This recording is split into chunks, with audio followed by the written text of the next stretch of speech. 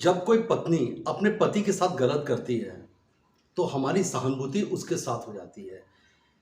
हम ये सोचने लगते हैं कि उस औरत को हम कितनी मदद कर दें, वो बेचारी हो जाती है। लेकिन अगर पत्नी अपने पति के साथ गलत कर देती है तो पति के साथ हमारी सहानुभूति नहीं होती, उसके साथ हमारा कोई रिश्ता नहीं होता। हो सकता है कि अगर रिश्ता है तो हम उससे रिश्ता भी तोड़ लेते हैं और उसको हम अकेला छोड़ देते हैं। अगर वो अपने दिल की बात कहे तो उसमें लाख कमी हम लोग निकालना शुरू कर देते हैं, लेकिन उसके साथ हमारी सिंपैथी कुछ भी नहीं होती है। ये दुनिया है और ऐसे ही सब कुछ चलता है। नमस्कार दोस्तों, मैं विजय श्रीवास्तव अपने YouTube चैनल में आप सभी का स्वागत करता हूं। जिन लोगों ने मेरे YouTube चैनल को अभी तक नहीं देखा है या देख रहे हैं तो प्लीज़ इसको शुरू से लेकर अंत तक देखिए और इसको सब्सक्राइब करिए, बेल आइकन को प्रेस करिए जिससे ज़्यादा से ज़्यादा लोग इसको देख सकें और जो मैं विषय पे बात करता हूँ कम से कम उसको आप समझ भी सकें। आज हम बात कर रहे हैं सीमा हैदर और गुलाम हैदर के विषय पे। सीमा हैदर एक पाकिस्तान में रहने वाली एक लेडीज़ है और उसके बच्चे उसके साथ रहते हैं, उसका पति उसके साथ रहता है। लेकिन धीरे धीरे जब वो देख लेते हैं कि उनकी माली हालत ख़राब है या पति को लगता है कि अब मैं बच्चों की अच्छी एजुकेशन नहीं दे पा रहा हूँ, तो वो क्या कर लेता है, यहाँ से लेके वो मिडिल ईस्ट चले जाता है, बाहर चले जाता है और वहाँ पे वो नौकरी करने लगता है। नौकरी वो इसलिए करता है बाहर जाके कि कम से कम उसके बच्चे और उस बीबी को अच्छी ज़िंदगी मिल सके। लेकिन उसको ये पता नहीं होता कि जिनके लिए वो जा रहा है या जिसके लिए वो पाकिस्तान छोड़ रहा है, यही उसको आगे चल के धोखा देंगे। लेकिन वो निस्वार्थ भावना से अपने लिए, अपने बच्चों के लिए, अपनी बीवी के लिए, अच्छी ज़िंदगी के लिए वो बाहर चले जाता है। ना जिसको खाने का पता है, ना पीने का पता है, कहाँ कैसे रहता है, किस तरीके से रह रहा है, ये सब चीज़ उसको कुछ नहीं पता। लेकिन उसको इस बात की खुशी है कि उसके बीवी और बच्चे सही से रह रहे और उसका हर महीने पैसा उनको भेजता है। अब सीमा हैदर को जब पैसे आते हैं तो इसी पैसे से वो पबजी खेलना शुरू कर देती है और पबजी से ही उसका सचिन के साथ रिश्ता बन जाता है। वो सचिन के साथ घंटों फ़ोन पे बात करना शुरू कर देती है। सचिन जो कि हिंदुस्तान में रहते हैं और सीमा पाकिस्तान में रहती है। सीमा खुद शादीशुदा भी है, उनके बच्चे भी हैं और वो वहाँ पे पाकिस्तान में रील्स भी बनाती है। सचिन के साथ उनका रिश्ता रहता है और वो घंटों घंटों उनसे बात करती रहती हैं और अंत में वो एक डिसीजन लेती हैं कि किसी भी तरीके से वो हिंदुस्तान आएंगी और सचिन की वाइफ बनेंगी। इसके बारे में वो अपने पति को कुछ भी नहीं बताती हैं। वो धीरे धीरे उनका पैसा लेती हैं, मकान को बेचकर वो वहाँ से पाकिस्तान से चली जाती हैं और उन्होंने रास्ता चुना कि हम नेपाल के रास्ते से हिंदुस्तान के अंदर आ जाएंगे, क्योंकि नेपाल और हिंदुस्तान का रिश्ता बहुत अच्छा है और बहुत अच्छे रिश्ते होने की वजह से यहाँ पे इतनी ज़्यादा पूछ नहीं है, आप आराम से पाकिस्तान के रास्ते से हिंदुस्तान आ जाएंगे। सीमा ने भी वही काम करा। कुछ दिन तक वो नेपाल में रही और उसके बाद हिंदुस्तान आ गई। हिंदुस्तान आने के बाद वो सचिन के साथ रहने लगी किराए के घर में, जहाँ पे उन्होंने अपने बारे में ये नहीं बताया कि वो पाकिस्तान से आई हुई है। उस मकान मालिक को सीमा अपने विषय में कुछ भी नहीं बताती हैं। ये भी नहीं बताती कि वो पाकिस्तान से आई हैं या कैसे वो यहाँ पे रह रही हैं। बस वो ये बताती हैं कि सचिन की वो पत्नी है और दोनों के बीच में एक चीज़ मैं ये आपको बताते चलूँ कि सीमा बड़ी है और सचिन उनसे उम्र में छोटे हैं। वहाँ पे रहने लगती हैं। फिर इनको कोर्ट मैरिज की जब ज़रूरत पड़ती है तो कोर्ट मैरिज के लिए इनको एक वकील की ज़रूरत है। ये वकील के पास जाती हैं और वकील से कहती हैं कि मेरे को शादी करना है, तो वकील इनसे डॉक्यूमेंट्स पूछता है। वहाँ पे सीमा जो है अपने बारे में सब कुछ बताती हैं। वकील इनकी बात को सुनकर पुलिस में रिपोर्ट कर देता है कि इस तरीके से ये सब चीज़ हो रहा है और आप अपनी कार्रवाई करें। मैं धन्यवाद देना चाहूँगा उस वकील के लिए कि वकील ने सही बात लोगों तक रखी और पुलिस को इसके बारे में इन्फॉर्म करा कि कम से कम आपको सच्चाई तो पता चले। इस तरीके से सीमा लोगों के नज़र में आई और मीडिया के जब ये नज़र में आई तो मीडिया ने इनको रातों रात स्टार बना दिया। देखिए, अब यहाँ से एक ट्विस्ट शुरू होता है कि मीडिया ने जब इनको रात ही रात स्टार बनाया, ये सीमा क्या खाती हैं, क्या पहनती हैं, किस तरीके से रहती हैं, कौन से घर में रहती हैं, सीमा हैदर के बारे में जब मीडिया ने एक एक करके दिखाना शुरू करा, तो वो क्या खा रही हैं, क्या पी रही हैं, किस तरह से रहती हैं, सब कुछ मीडिया ने दिखाना शुरू कर दिया। और मीडिया के पास कोई दूसरा काम नहीं था, सुबह से लेकर शाम तक उनके घर के आगे ही वो खड़े मिले। बहुत कुछ हुआ, तो जो एंकर्स थे, जो स्टूडियो में रिपोर्टिंग करते थे, वो भी वहाँ पे पहुँच गए और उन्होंने भी रिपोर्टिंग करना शुरू कर दिया। उनको बीच में बैठा लिया और चारों तरफ से उनको घेर के उनसे बात करना शुरू करा कि लोगों को ये बहुत पसंद आ रहा है, क्योंकि जाहिर सी बात है, हिंदुस्तान पाकिस्तान की बात है तो लोग बहुत मज़े से सुनते भी हैं। और यही जो चीज़ को एडवांटेज लेके इन्होंने पूरे हिंदुस्तान क्या वर्ल्ड में फैला दिया कि पाकिस्तान से भागी हुई औरत हिंदुस्तान आई, और हिंदुस्तान का देखिए कितना बड़ा देश है, दिल है, जो हिंदुस्तान ने उसको अपना लिया। सीमा ने भी इसका फ़ायदा उठाते हुए कहा कि अब मैं मुसलमान नहीं, हिंदू हूँ और मैंने सचिन से शादी करा है। ये अलग बात है कि उन्होंने पाकिस्तान में शादी करा पशुपतिनाथ के मंदिर पे, लेकिन शादी करा नहीं करा ये तो उनको पता है, लेकिन पशुपतिनाथ मंदिर के पुजारी जो है इसको डिनाई करते हैं कि हमको नहीं पता।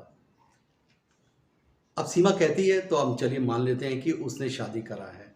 कोर्ट ने भी इसके बारे में काफ़ी ऑब्जेक्शंस करा, लेकिन लोग को यही अच्छा लगता है।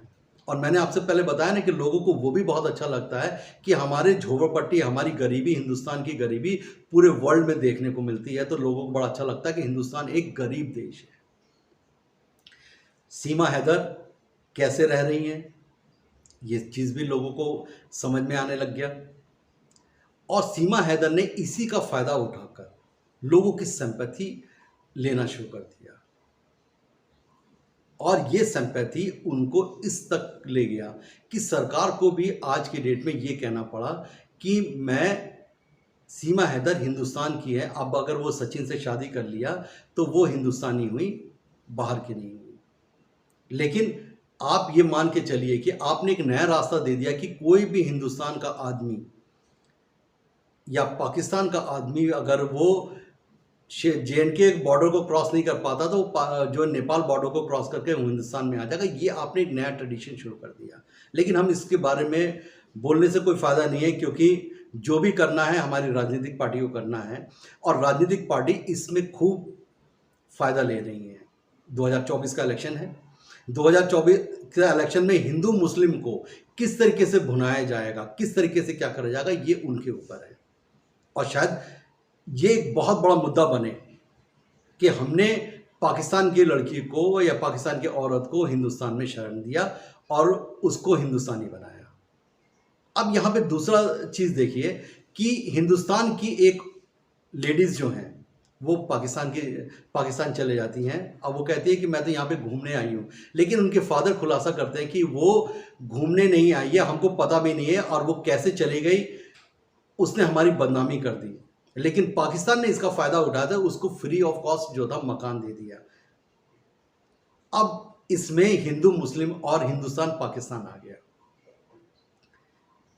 कि पाकिस्तान अब हिंदुस्तान से कोई आया हुआ है उसको मकान दे रहा है, तो हिंदुस्तान कैसे पीछे रह जाए। हिंदुस्तान ने भी उसको नागरिकता की बात कर ली कि हम उसको नागरिकता देंगे।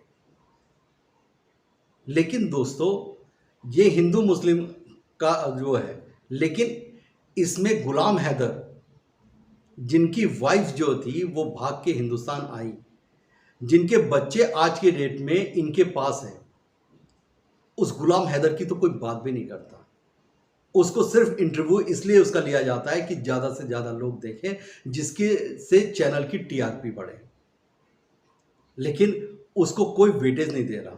पाकिस्तान में उसकी वेटेज नहीं है, और हिंदुस्तान में सीमा हैदर की वेटेज इतनी हो गई कि आज के डेट में बड़े बड़े प्रोड्यूसर जो हैं वो सीमा हैदर के घर पे आते हैं और कहते हैं कि मैं आपको अपनी फिल्मों में लेना चाहता हूँ। बेकार है वो लोग, बेवकूफ़ है वो लोग जो यहाँ से मुंबई में पड़े रहते हैं और कहते हैं कि मैं किसी भी तरीके से मुंबई में अपने मुंबई में फिल्मों में काम मिल जाए मेरे को, और वो एनएसडी और ये सबसे जो है अपना ट्रेनिंग करके वहाँ पे पहुँचते हैं, और इनको सिर्फ पाकिस्तान से हिंदुस्तान आ जाती है और यहाँ पे प्रोड्यूसर की लाइन लग जाती है कि मैं इसको अपने फिल्मों में लेना चाहता हूँ। सवाल, हर आदमी फ़ायदा ले रहा है। किसी भी पॉलिटिकल पार्टी को सीमा हैदर से कोई मतलब नहीं है, सचिन से कोई मतलब नहीं है, और ना ही गुलाम हैदर से कोई मतलब है। उनका सीधा सा ये है कि किसी भी तरीके से मेरे को वोट मिल जाए। प्रोड्यूसर को ये रहता है कि मेरे को किसी तरीके से मेरी फिल्म चल जाए, सुपरहिट हो जाए। मीडिया को रहता है कि उसकी टीआरपी इतनी हो जाए जो पूरा हिंदुस्तान, क्या वर्ल्ड जो है उसी के चैनल को देखे।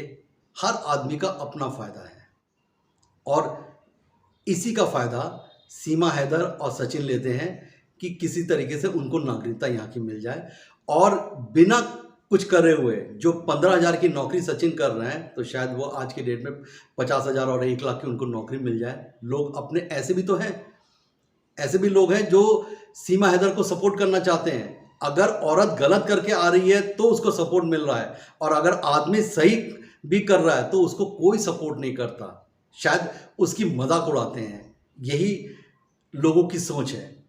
लेकिन चलिए, सीमा हैदर को लोग सपोर्ट कर रहे हैं, अच्छी बात है कि उसको जो है कि उसकी 15,000 की नौकरी में उसके बच्चे का एजुकेशन अच्छा हो जाएगा।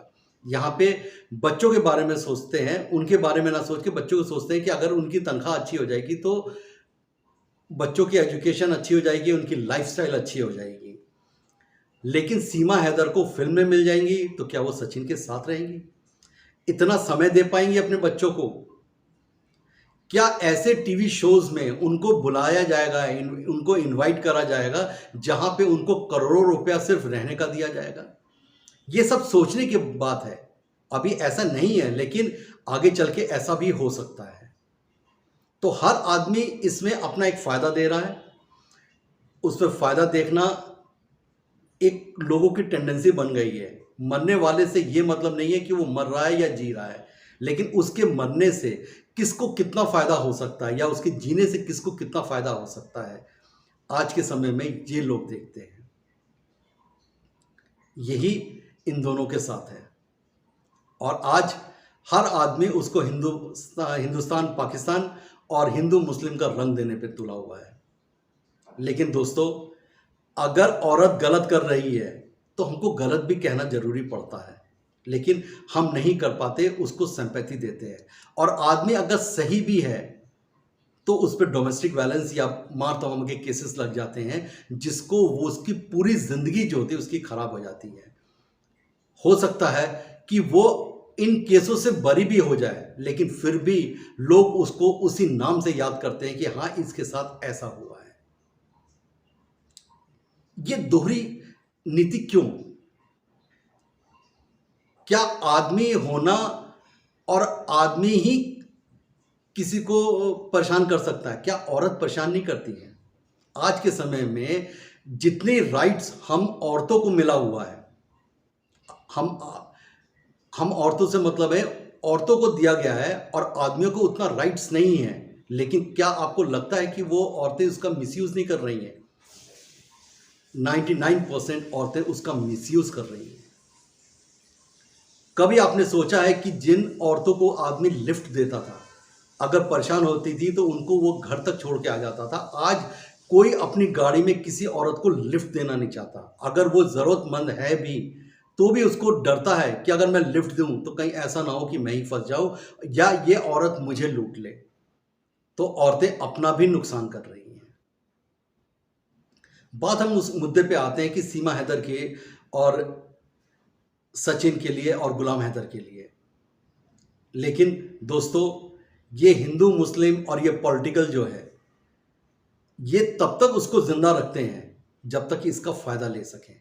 और आज 2024 में जब इलेक्शन है तो इसको जिंदा रखा जाएगा, इसको मरने नहीं दिया जाएगा। इस मुद्दे को इसलिए जिंदा रखा जाएगा कि इसका फायदा 2024 के इलेक्शन में लिया जा सके।